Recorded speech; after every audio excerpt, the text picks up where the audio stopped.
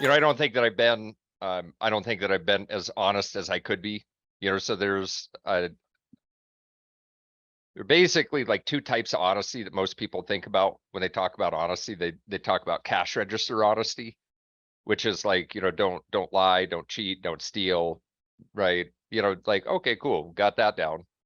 Um, and then there's the deeper level of honesty, and that's self-honesty. And that self-honesty is that am I acting in a way that is in alignment with what I believe that God's will is for me? And I can say that there have been times that I've operated in complete honesty, and then there are times that I have operated in slight dishonesty and slight honesty, and then there are times that I have acted in complete dishonesty. So and that's what I'm struggling with right now, is that am I a completely dishonest person, to me, or am I just slightly dishonest? And the answer that I'm getting is that it doesn't really matter whether I'm completely dishonest or slightly dishonest. There's some dishonesty in there to myself that needs to be taken care of. And what that, and really what it is, it's denial of God's will. So dishonesty is denial of God's will, in my opinion. That's just my opinion. Because that's a definition that works for me. I can understand that. I hear other people that when they talk about honesty and dishonesty, it doesn't really work for me, because like true 100% honesty is complete and total alignment. And and a person knows what that feels like. They know what that feels like. They know what complete alignment feels like. And I haven't been completely aligned. And part of the dishonesty with me is that, I'm like, well, I need to be this big ass real estate agent. I got to go out and I got to sell a bunch of houses, and I got to do this, and it'll, then that'll make me worthy of Donna's love. Then Donna will love me more. And that's not true. I know that that's not true. And evident by the fact that there was a time when we had no money and she still loved me. So, and I remember that. And evident by the fact that even when I was, just out of control drinking, blackout drinking, I mean, just a true lost cause, she still loved me. And in early sobriety, in basically the best way that I can describe it is like some form of psychosis, she still loved me. And so there isn't any amount of money that I could provide that would make her love me more or less. So that part's dishonest, being dishonest with myself, that I've got to bring home the bacon, in order to be worthy of love from my wife. Well, love doesn't really work like that. Love really doesn't have a worthiness component to it. Because as God's children, everybody is worthy of love. If you are alive, you are worthy of love.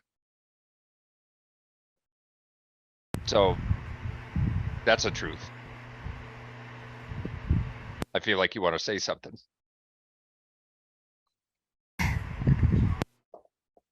Yes, I believe so too. Yeah.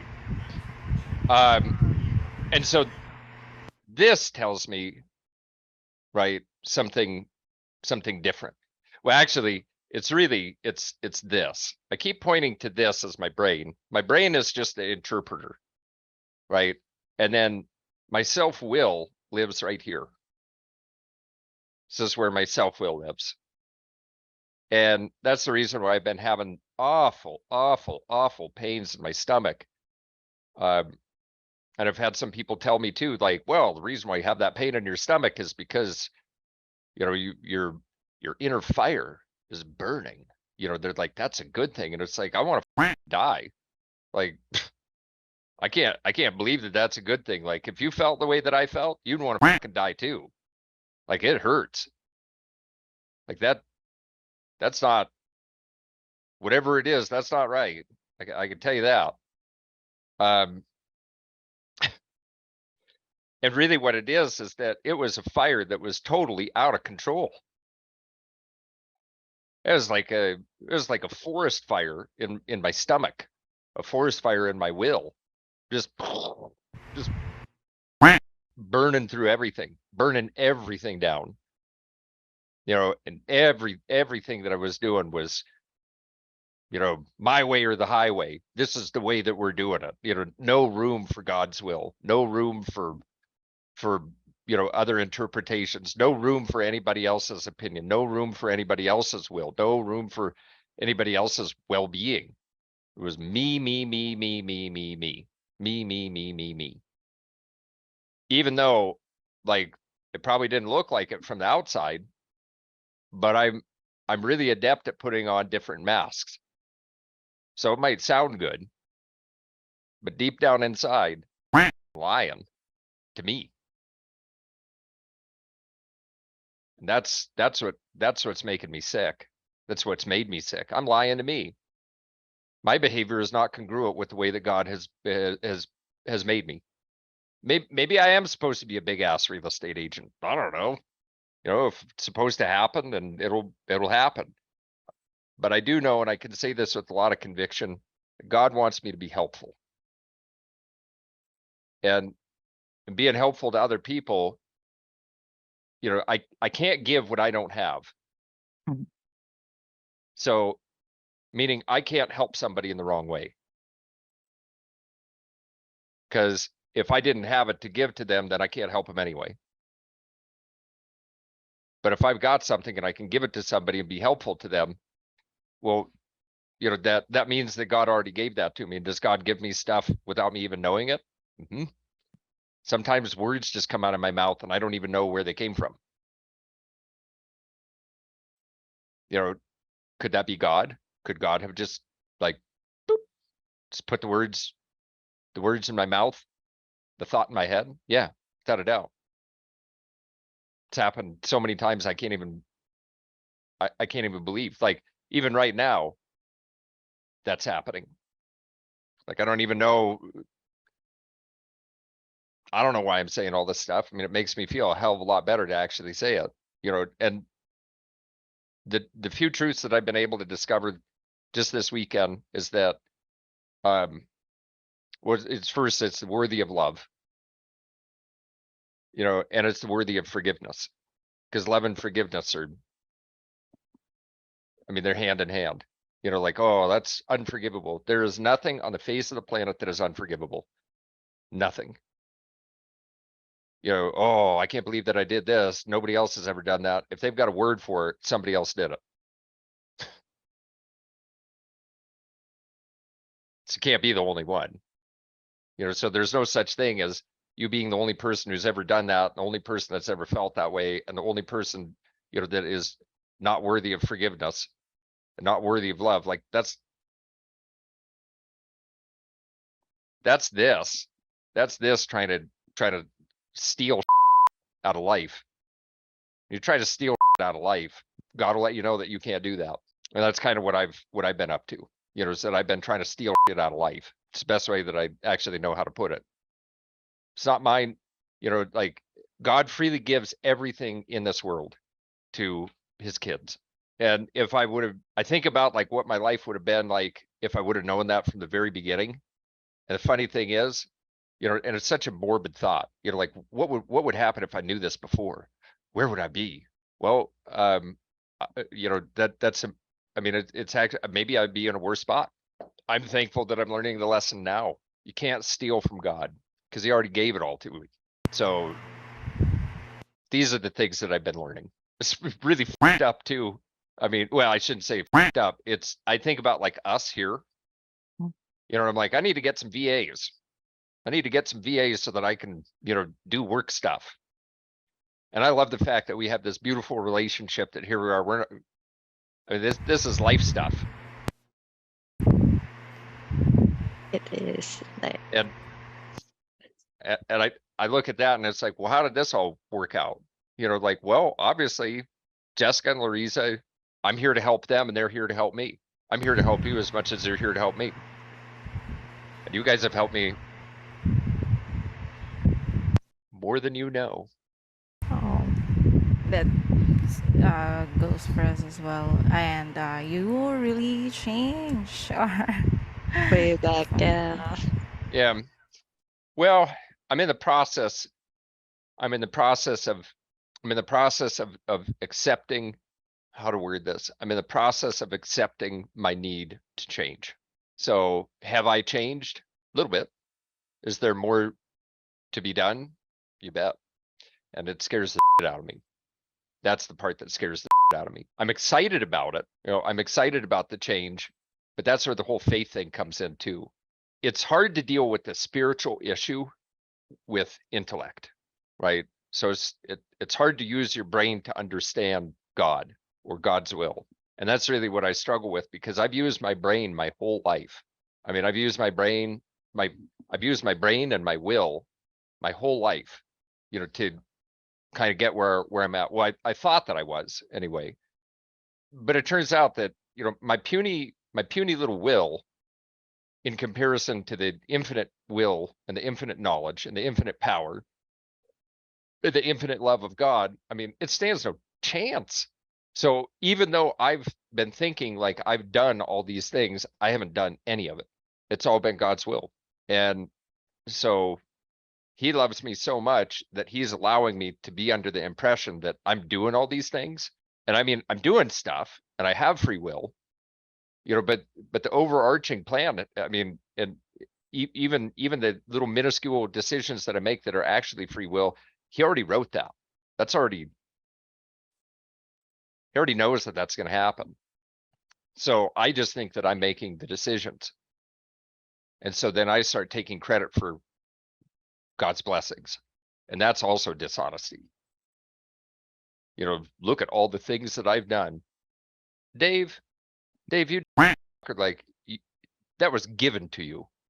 You have a lot to learn, Dave. But that's my self-will telling me that, which there's a lot of negative self-talk in there, because what God really, and this is what I'm working on repatterning too, and realigning and being in contact with this infinite power, is that what God really says is, I am so glad that you are learning. I am so glad that you are pleased with the blessing. And at some point in time, I know that you will be able to look at it in the right way. Keep learning. I love you. And I'm always here for you. That's what God sounds like to me. So those are the things that I've been crying a lot. I cried all weekend. I miss my wife. My dogs are mopey. So I think that because they're mopey, that I must be doing something wrong. They don't like me. Originally it started out, I have no friends. I have nobody to talk to. Nobody cares about me, and the pattern on that too is the generalization. Nobody. And so like on Saturday, I went and so I met with my sponsor, and that was really helpful. It was just so good to see a friendly face and to just be totally honest. Just be totally honest with another human being, and not be afraid of judgment. And like what I told him, I said, I do a lot of stuff for my clients. And my clients like me. Some of my clients not even like me, but they love me. And I kind of know that, and I love them. But under all of the things that I'm doing, right? If you start like, just shaving off all of the little layers, right? And then you get down to actually like how I'm feeling. Way deep down in there, it was always about me getting paid. So even though I desperately want to have this wonderful connection with them, when you shave it all down, here's that self-will again, where I just want to get paid. Did I do a great job for them? Yes. Did some of them maybe get the feeling that I want to get paid?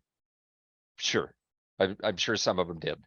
And I'm sure the rationalization that they used in their head too, it's like, well, I mean, you can't blame him for that. He wants to get paid. But what I truly know is this: as a real estate agent, my payment is based on the function of a contract. The payment's already set. It's already done. Agreement has been made. Words have been given. Promises made, however you want to put it. Signatures on paper. But it's already happened. As soon as I sign the contract, it's already happened. And how do I get a contract signed? I get a contract signed by letting them know that I actually care. That's how you get contracts signed in real estate. You gotta care. If you don't care, you're not gonna get it signed. Can anybody ever offer like any type of whiz bang service, that is so whiz bang, that somebody's like, I know you don't give a flying about me. You just want to get paid, but your service is so whiz bang, like, I don't care. That's not how it works. If you don't care, you don't get the contract. Now I did care. I mean, this is where it gets really complicated. I did and do care. Truly. I love the people that I work with. I want the best for them. But again, when you start like shaving it all down, you get to the root. The root was self. It's a really big epiphany for me. I had it this weekend. What would happen if I surrendered myself to God's will, to his infinite love? I mean, for crying out loud, this guy's, or being, I call him a guy, just because I have to understand it somehow. But imagine this. I mean, like, so you guys both have kids, right? Yes. Yes. So taking your kid and offering your kid up to be killed. I cried and cried and cried and cried about that. Never once have I ever actually, until Friday, and it was my chiropractor, which shout out to Intermountain Spinal and Wellness in Helena, Montana, Dr. Nolan. As we sat there and I had a cry. And the cry was that I never once had considered what that would feel like. Well, I don't have kids. But it's the same way that I would feel if I offered up little Gimli, a little chocolate lab. That's a dog, for crying out loud. I know it's a dog, but to me, it's more than a dog. And offering up that dog to be killed, because I love all these other people so much, that I would offer up, so think, a father offering up his son to die, a cruel, terrible, miserable death for the forgiveness of everybody's sins. So long as they accept Jesus Christ. I mean, like, that's just out of this world to me. I have a small understanding of that now. And I hope that grows into a large understanding of that, but a very small understanding. That's amazing. That's amazing. So, that's the type of love that that God has for me. And you both. I mean, individually, he knows. This is the other thing that blows my mind. He knows our name. He knows exactly who we are. He calls us by name.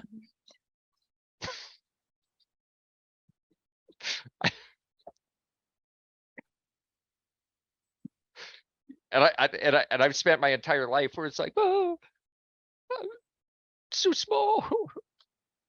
Anyway, I don't mean to turn this into any type of, like evangelizing or sermonizing. I truly don't. It's my intention with this and in sharing it too. Especially with you guys. I mean, really, I know that there will be clips and stuff pulled out of this, but really it's us talking. I truly hope and wish and desire and pray that if there's anybody that's taking their will and using it as a steamroller to just steamroll through life, steamrolling everybody in front of you, spouses, friends, clients, personal relationship, strangers, prospects, I mean, they're just steamrolling, just because of will, without a true, genuine desire of service and helpfulness, is that at some point they realize that they're part of an infinite power as being God's kid, that everything is going to work out regardless of how much self-will they actually use, and that they're going to be okay and they don't have to do that. Because it made me sick. And that's the weird part about it, is that how long have I really been doing this? I don't know. It's not really that important. I'm going to have to at some point look at damage done.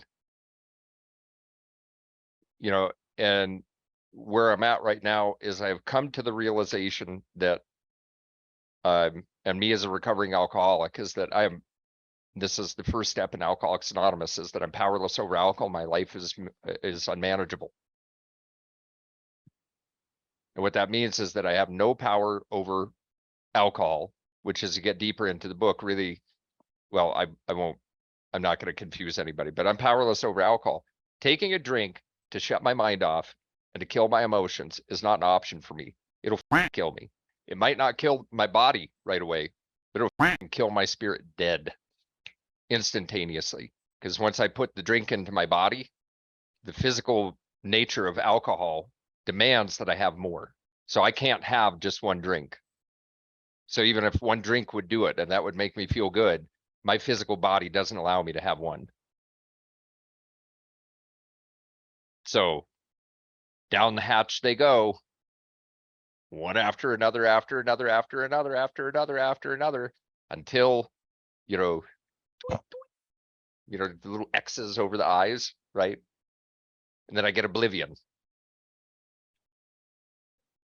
And the really funny part about alcoholism is I'm starting to dig into it, is that it's an insatiable desire for unity with God.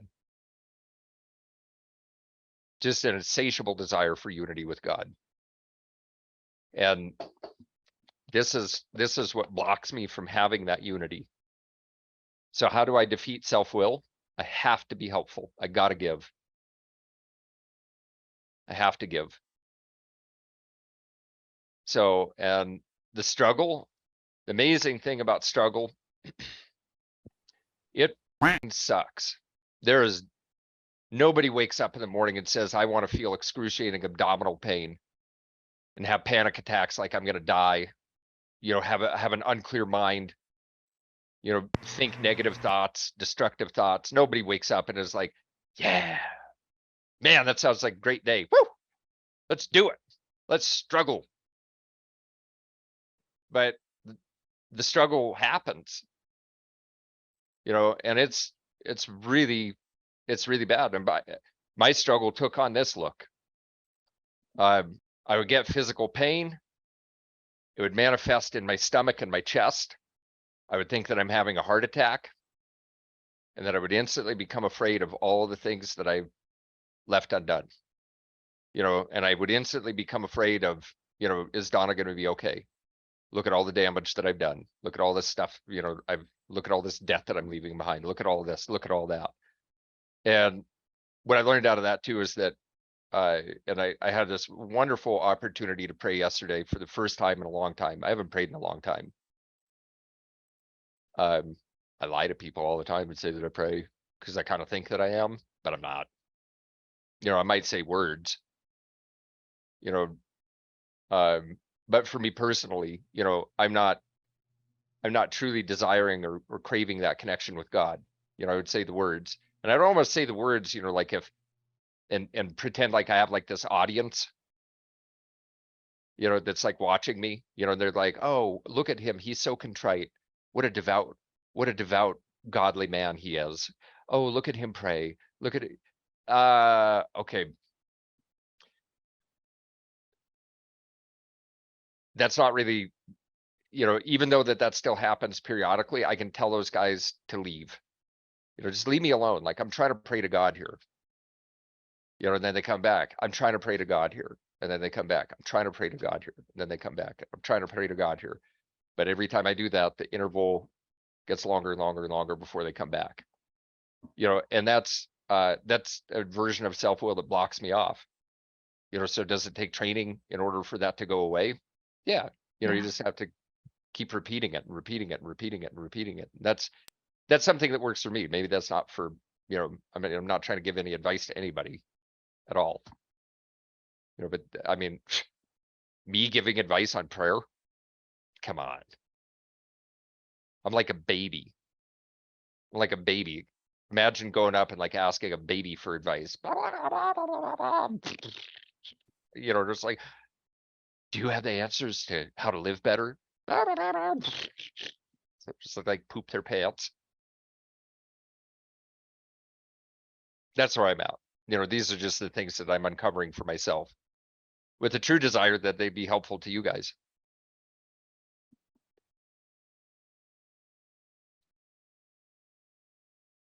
You deserve to be happy. And most of the time you guys are happy. I mean, it's like the coolest thing in the entire world. Like I gotta see your faces and like you're smiling and you're, you know, and then I'm over here, you know, like piling up like all these physical possessions and stuff. And all I'm doing is just brick by brick by brick. I'm just trying to build a wall to block me off from being able to communicate with God. You know, if I can build a wall big enough, maybe he can't get to me, you know, because it's like, oh, he's a vengeful, spiteful God out to damn me to hell for all eternity. No, he's not. Not at all. I mean, look at all of the beautiful things that there are in the world. How does a vengeful, spiteful God create all these beautiful things in the world? That's, I don't believe that. I don't believe that is, you know, and then sends his only son to die on the cross, you know, a vengeful, spiteful God. No, that's a loving God. That's a God that loves us. And honestly, a God that literally puts every opportunity in front of us to, you know, to know him, have a relationship with him, you know, and honestly, you know, to worship him, you know, and people get turned off by that. I've been turned off by that. And it's like, you know, worship God, like he created us to worship him. Yeah. Say thanks, Dave. Thanks. I still don't know what that means, you know, and how I worship God is, you know, coming into contact with God in the morning, going out and doing what I believe is his will. There's this beautiful prayer. I'm going to read this prayer. This is really great. I just learned this one. Well, I didn't learn it. It's I am learning it. I just became aware of it. So it's called the Merton Prayer. And I've never really been that big of a, you know, like, you know, this guy put his name on a prayer. Dude, he didn't put his name on the prayer. All the other people put the name on the prayer. This guy's honestly just praying to God. And here's what it is. My Lord God, I have no idea where I'm going. I do not see the road ahead of me. I cannot know for certain where it will end, nor do I really know myself. And the fact that I think that I'm following your will does not mean that I'm actually doing so.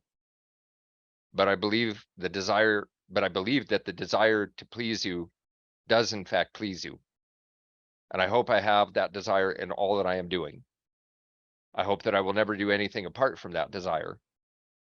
And I hope that if I do this, you will lead me by the right road. Though I may know nothing about it. Therefore will I trust you always, though I may seem to be lost in the shadow of death. I will not fear, for you are ever with me, and you will never leave me to face my perils alone. Amen. Wonderful prayer. Yes. Yeah. For people who don't know where Amen. to go, or Yeah. are lost or confused, or Oh, that's me. You just described me. oh, Yeah. I mean, we have our faces, or what you say. There are times that we are also confused. We're all human, so therefore, Yeah. When that's what I'm not really giving myself any room to be. You know, the highest rank that I'm ever going to get on this planet is human. That's the highest rank, human being. That's the highest rank that anyone else will achieve, human being. And you have, this is pretty apropos to today. You have people that are talking about like brain chips and augmentation and AI and, all this other stuff. Well, sure. I mean, like you can take like all of this human stuff and start attaching it to humans. We are still human beings. We will always be human beings. And even in all of the pursuit of AI and all this other stuff, what it is it's honestly, it's an affront to God. It's a total affront to God.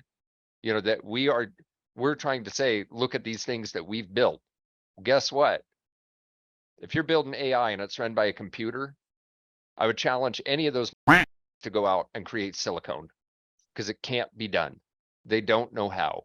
God created that. God created silicon.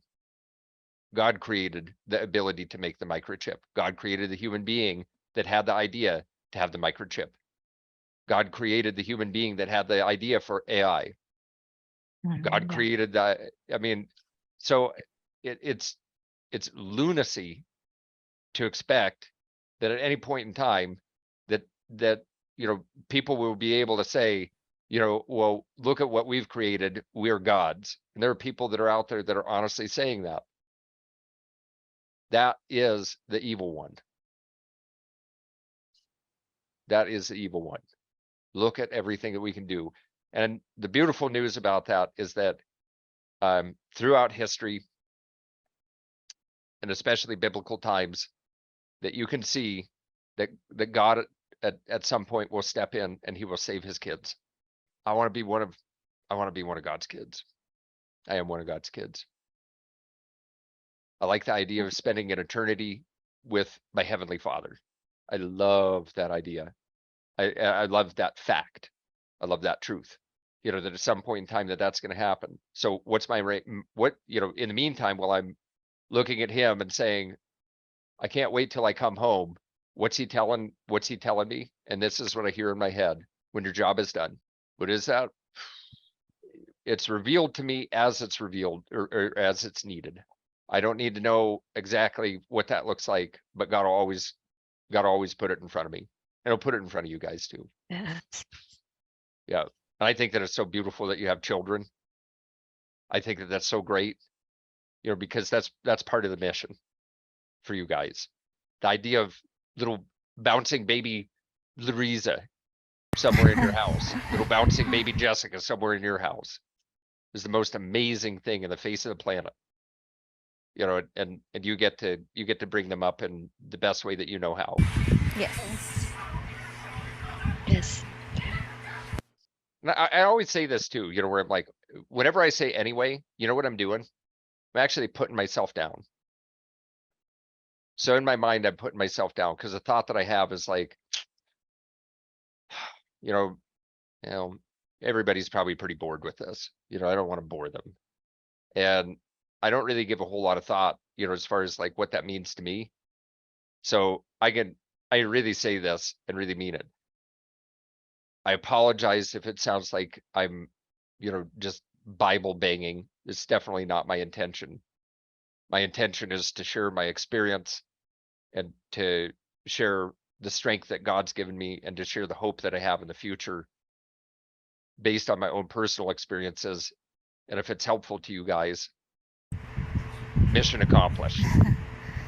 Please don't apologize, because that's very helpful for Oh us. boy, I yes. mean, we might not comment or say anything right after you finish what you are going to say, but it's very helpful to us. And I also share this one to some of my family members, like the good news. Yeah, what we talk about. Indeed. Yep. Excellent. That's what it's all about. That's what it's all about. And I lost that and I found it. Actually, I don't know. I don't want to take credit. I really don't want to take credit because I don't think that I found it. I think that what God does is that I wander away, and as I'm like wandering around, you know, I always take this mental picture because I love mental pictures and I love dogs so much. I pictured like one of our dogs. I'll take Penny, nose down, you know, sniffing around and just wandering away. You know, and she thinks that she's wandering away. And then even sometimes, you know, just full on like running, like, boo, like I got something in my nose, like I'm out of here. Like I'm booking it. And then periodically, you know, I'll be like, oh shit, like I don't know where I am. And I look around and there's God right next to me. The entire time that I've been nose down, sniffing around, wandering off, running away, doing all this stuff, God's been running right next to me. I cannot outrun God. I cannot avoid God. Yeah. And to be able, I'm gonna cry, to be able and to just take a moment and to look and to think that I'm all alone and to look over and see that God has been there the entire time is the most amazing feeling in the entire world. So even though I feel like I'm lost, I'm not.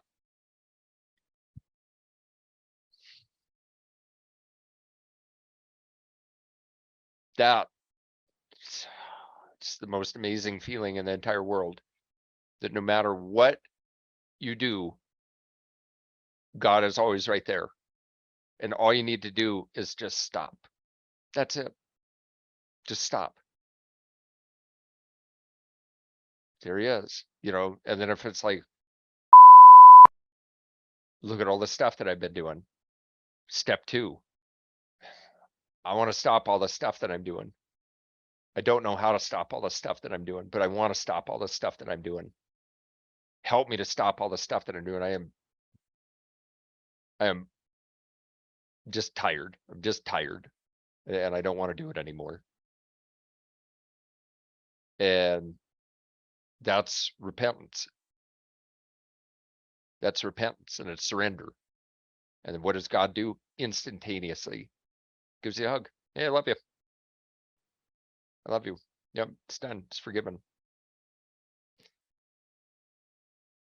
Well, what do you want to do next?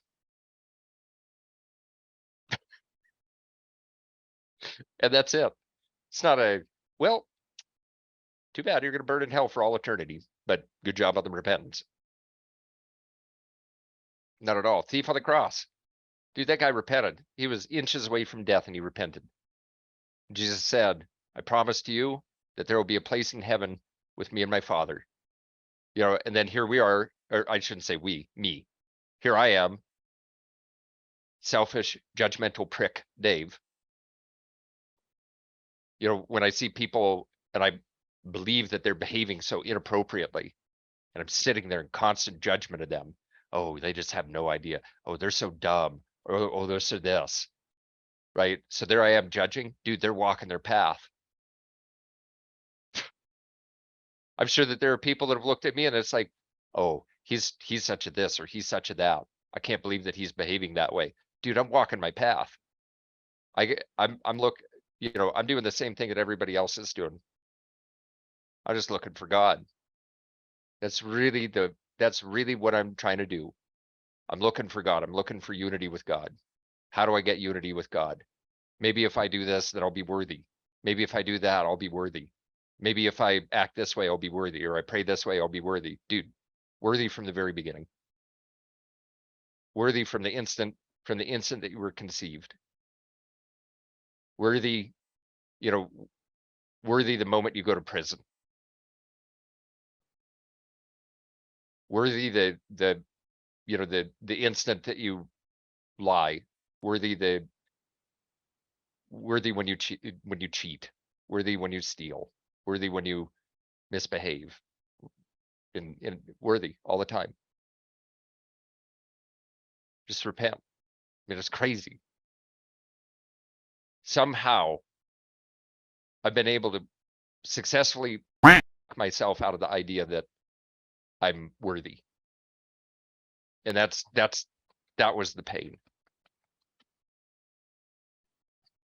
I know it took a long time for me to kind of get to that point. But sometimes it takes me a long time to get to the point. And I'll say this, I am eternally grateful the fact that you guys are listening. Oh, I really And, appreciate that. we're and also grateful for you to yes. share these things to us because we're also learning. Yeah. When you have, you might, I always say this too, like, oh, you have no idea how beneficial it is that you're listening, but I think you do. And that's also really assumptive and vain of me, you know, like, oh, you have no idea. You probably do have an idea. What I'm really trying to say is that I love you both for giving me the opportunity to share this. And just to let you know, we are never bored with everything that you're sharing to us, and all of the things that you shared with us, and that are, as I mean, as of this moment, are really interesting, and it awakens something in us that we haven't really realized sometimes. So Yes. we're really thankful and grateful to you as well for sharing that. I mean, and I know not a lot of people can really share those kind of things, but you are brave enough to share your feelings and everything, regardless if. But yeah, and you are really helpful to us, so we are grateful as well. Thank you so Thank you. much. Yeah, you are so very welcome. I cannot even describe how, yes, you are, it's my deepest pleasure. It brings me so much And joy. and really, I mean, before, I do not believe with people being an instrument to other people, being a blessing to other people, but when I met you personally, I mean, you are really, I mean, truly a blessing to us, so thank you so much. You're welcome. You're a blessing to me, both. Oh, Thank you. thank Yeah. you.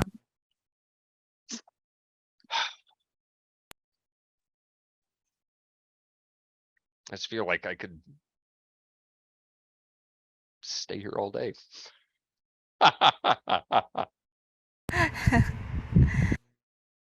Hmm. You know,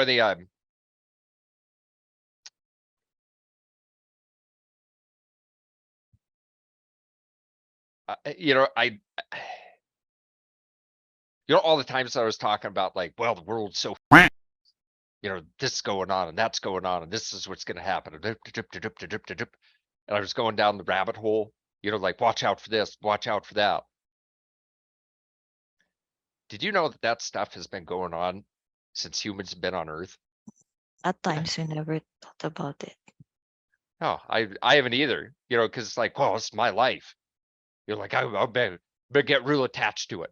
Better get real attached to all the physical stuff. Like, I better get, I'm so attached to it. I better get really worried. That's what I'm gonna do. I'm gonna worry the shit out of myself. That's what I'm gonna do.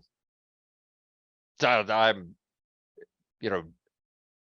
gotta get real attached to it. And that's what all this stuff is. It's so interesting to consider that that's what's happening, is that it's like, pay real close attention to the physical world. Don't look at your spiritual connection with God. Whatever you do, don't look. Don't look over there. Here's another problem. Here's another problem, another problem, another problem, another problem. And that stuff's been going on the whole time. Maybe they didn't have computers, they were all worried about AI, right? Or what all of that means. I mean, that's today's marching Roman Empire. The Romans are going to march on us and kill us all and take all our shit. Then we won't have any shit. They'll have all my shit. and then I'm going to die, and it's going to be terrible. I'm going to die with no shit. We all die with no shit. We all die with no shit.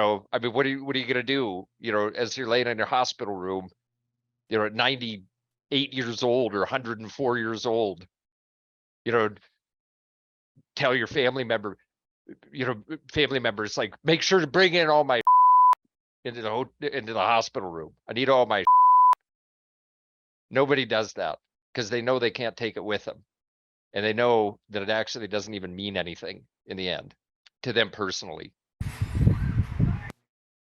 So, I mean, what are we really afraid of? Well, we're afraid of somebody coming in and taking our or we're afraid of not getting the that we want. That's it. Those are the physical fears. Afraid of not getting and afraid of losing our. And then you can get past that, and then then it's like, wait a second, like, why am I so worried about this? And then that's when the connection of that's when the connection to God is starting to open up. Wait a second, I've been really concerned about all this physical stuff, and there doesn't really seem to be any answer that I could actually come up with to solve this problem. I mean, why do you think suicide is on the increase? I mean, that breaks my heart, because they're right in there. They're right in there. Just one thought away from just infinite connection. Because that's what they're all questioning. That's what, and I know because I've been suicidal multiple times in my life. And it's taken this last time, which I will be completely honest, on Saturday I was suicidal. Like, I can't live like this anymore. I can't live like this anymore. You know what? That was totally right. I can't live like this anymore. I need to change the way I live. And that's how strong this and this working together, that's how strong they can get at having somebody look at ending their life. I'm not going to get the things that I desire in my will. I'm not going to get those things, or I'm afraid of losing those things that I have. And so that's the will. And then the brain says, that's right. What are you going to do about it? And the beautiful thing is that connection to God is like a wide open door. It's a wide open door. And if a person can sit in that garbage just long enough, as they're looking around, crushed with anxiety and panic and all of the other different manifestations physically that comes up with, I am 100% convinced that as they're looking around, they'll see the wide open door that leads directly to God. But so many of them don't make it there. And that's the thing that breaks my heart, you know, because I look at that and that's a dark place. And it is hard. It is hard to find that open door. And the only way that I have ever effectively been able to actually find it is by reaching out for help from another human being.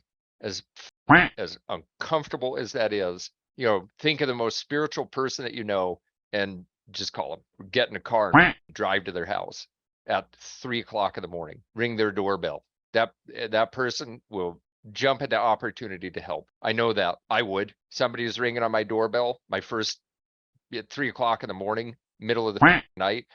Bing, bing, bing, bing, bing, bing, bing, bing, bing. Am I going to be freaked out? I'm going to be totally freaked out. Totally freaked out. Right in the beginning, the only thing that they need to say is, I am crazy suicidal right now. And what are we going to do? We're going to jump in my truck and we're going to find a all-night cafe or coffee place. We're going to drive down there. We're going to order some food on me. We would sit there and I would just have them talk. And even if they can't talk, the first thing that I'm going to tell them is never forget that you are loved. And if you can't believe that, I believe that. And just borrow my belief. Just borrow my belief until it's used up, or until you can find your own. And that's what the spiritual person does. And they are everywhere. They're everywhere. And then once you find that connection to God, it'll grow so long as you water it. And it doesn't have to grow quickly. And it could be painful for quite some time. In my particular case, it was painful for years. Maybe it comes back. Maybe it doesn't. In my particular case, it came back. Why did it come back? Reemergence of self-will run riot. So how do I solve that? I gotta get really serious about helping people. However I can do that. What does that mean? Well, means I've got beautiful Jessica, beautiful Louisa to help me take this and chop it up into a video and distribute it to as many places as we possibly can with no thought of, you know, money or impact or whatever. And hopefully there's one person, you know, and maybe it's even one of you two, which would be great. And maybe that helps that one person be like, you know what? I'm gonna be all right. Because they're gonna be all right. If I can go from where I was to where I am, this kind of does this, but the general trend is better and better and better. If we can help one person do that, mission accomplished. We're gonna make a pile of money on it? Nope. Saving lives. That's a powerful mission. So, and I think that's really where God is leading me. For whatever reason, and I believe that this was God. I believe that it was God that was saying, yep, that's right. And the thought that I had was that I'm supposed to help as many people as I possibly can. That's my mission. And that feels good. I don't know how I'm going to do it.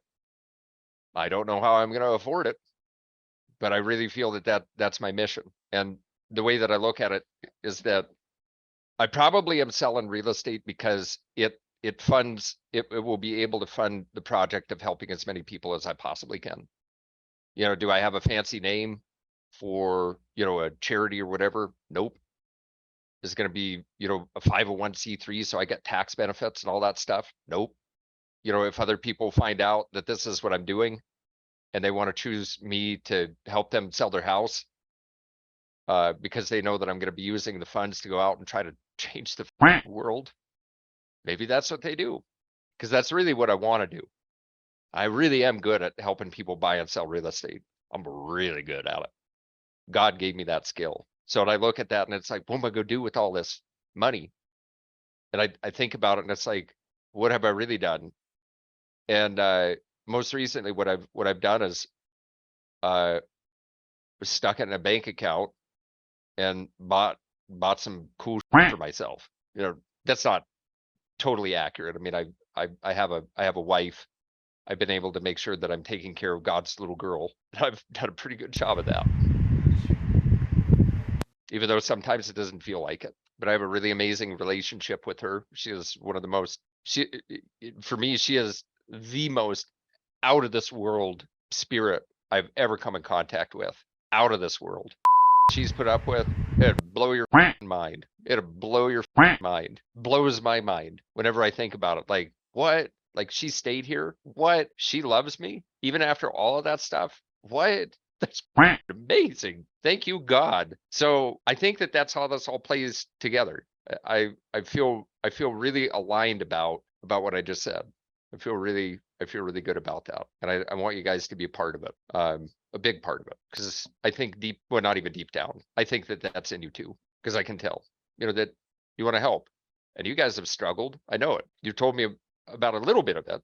You don't have to tell me all about it either, unless you want to. But I think it would be a lot of fun if we like cut videos. You know, you get an opportunity to share your experience, strength, and hope, you know, with other people that are in similar situations. And I'll be out here chugging away, getting listings and selling houses, you know, and people got to feel the hope. There's so much hope and there's so much love. People are paying a lot of attention to the physical, like a lot of attention. What's crazy to even think is that the more people that actually pay attention to the spiritual as opposed to the physical, the more the physical doesn't even have any effect on them. The more the physical problems just go away. You know, health, God gave us the ability in our bodies to heal. I mean, a surgeon, this is the crazy part. Any good surgeon will tell you, you know, I just put the things in place and God does the rest because God created our bodies to heal. You know, so it's like, well, I have a problem. I have a disease. I have a this, I have a that. I get it. I understand. I mean, I've been in what I've considered a hopeless situation. You know, as far as health is concerned, God healed me. Why did he do that? I don't know. I don't know. And I think the reason why God has taken such amazing care of me is that I have been given so much and I need to give commensurate to what I've been given. And that's really what I want to do. That's what I feel lined up about. I don't know how to do it and I'm afraid of doing it. And my self-will tells me that you're going to lose all your if you do that. Hey, Dave, you're going to lose all your you can't afford this. You don't even know what you're doing. The interesting thing is that my connection to God says, do it and find out. And that connection also says you'll find out just how powerful I really am and just how much I really do love you. So what you guys are seeing from me and what you have been seeing from me is what I do truly believe is a spiritual awakening. I do truly believe that. So it's powerful for me to say out loud. It might not be as powerful to actually hear it. But the reason why I want to share that is that spiritual awakening is it is tough physically. That's a understatement. I'll never be able to describe to anybody how tough it actually is. And it'll vary for everybody. But it's just walling around. If you can imagine this, it is literally like drowning in your own, gulping your own fetid, liquefied, and not knowing how to get out. But it's just paddling around in it, sick to your stomach, and you're splashing around and reaching out. You grab onto this thing and you're like, oh, I don't know what this is. You're kind of feeling around. And then that's when you feel God's hands close around yours and you are on your way.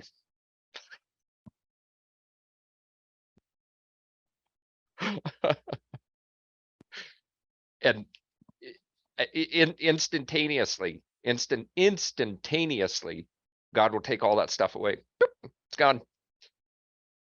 He renews your spirit.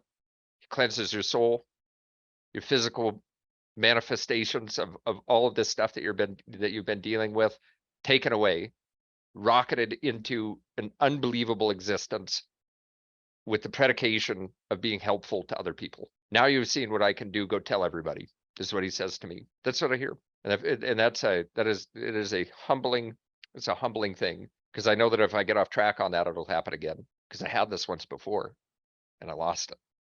And I lost it because I covered it up with self-will. I don't want to do that again. Will it happen again? I don't want it to happen again. I don't want it to happen again. I want to continue to have this spiritual experience and the spiritual awakening. Does that mean that some people might think that I'm nuts? Yep. Because I'll tell you, just even the stuff that we're talking about on this meeting right now, if somebody was to watch this entire thing, I guarantee you that there's a large contingent of people that think that I'm crazy. They're going to think that I am crazy. I feel a strong connection to God, and I am happy, and I am full of joy.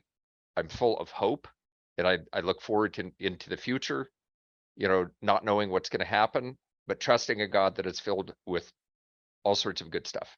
And even if that means that I don't get to, fly around on private jets and I mean, that's so dumb. I can't even believe that I talked like that. I'm gonna go have a private jet someday. What the fuck are you gonna do with a private jet, David? I mean, honestly, I know exactly what I would do with it. I would lord over other people, and I would use it as a weapon to make them feel like shit.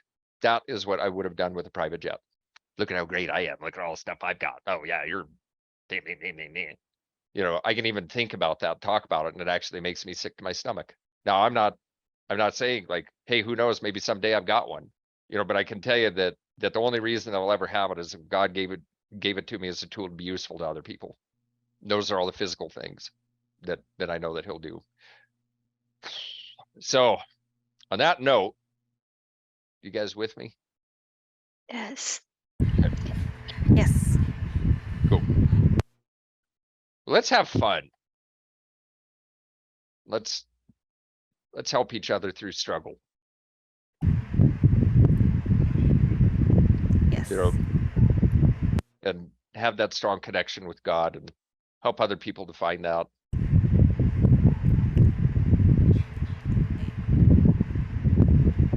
It feels right. Yeah, it feels right. I love you both very much. I'm so appreciative of you. Yeah, so appreciative.